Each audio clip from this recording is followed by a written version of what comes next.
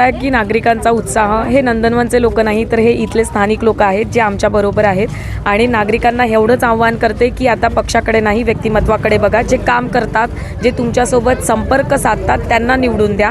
आणि आम्ही चौघही जण काम करणारे लोक आहोत, तर काम करणाऱ्या मेहनती लोकांना निवडून दिलं पाहिजे, हे माझं सगळ्या जनतेला आव्हान आहे। साफसफाई नाही होऊन राहिले, खूप कचरा जिकडे तिकडे आहे। मेंबर नगरसेवक येऊन नाही पाहिलं हो, आता 10 वर्ष होऊन गेले, याच्यावरतावर येत नाही, कोणी पाहत नाही, काही नाही, लोक चिडून गेले आहे। आणि यावेळेचे जे कॅन्डिडेट दिले दोन्ही पक्षांनी, एक तिकडे खूप दूर 2-2 किलोमीटर यांचे कॅन्डिडेट दिले आहे। तर हा आमचा 19,000चा जो प्रभाग आहे, इकडला वार्ड आहे चंदननगर, वकीलपेठ, रेशमबाग, हनुमान, की जे कॅन्डिडेट नाही आहे, तर आम्ही 4 जणांना द्या, आम्ही चांगलं कामं करू आणि सगळ्यांच्या समस्या सोडवू।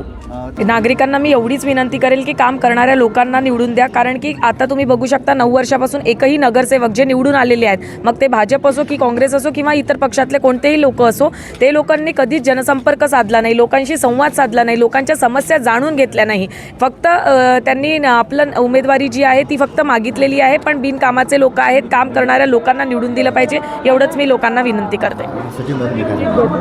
आत्ताच आम्ही हा एरिया फिरून राहिलो, 2 गटारचे चेंबर तुटलेले होते आहे ना, तर लोकांची इतकी नाराजी आहे। मागच्या 10-8 वर्षापासून इथे कोणतेच नगरसेवक येत नाही। हा जो भाग आम्ही इथे फिरून राहिलो, ह्या भागातले 5 बूथ मध्य नागपूरमध्ये येतात आहे ना, मध्य विधानसभा क्षेत्रामध्ये, परंतु इथे एकही नगरसेवक 31 प्रभागातला आतापर्यंत पोचलेला नाही आहे। खूप नागरिकांमध्ये इथे रोष आहे, त्यांनी आम्हाला प्रतिसाद दिला, अपक्ष निवडून द्यायची आम्हाला ग्वाही दिली आणि आम्ही सक्षमतेने नागरिकांच्या मागे उभे राहू याची आम्ही ग्वाही देतो।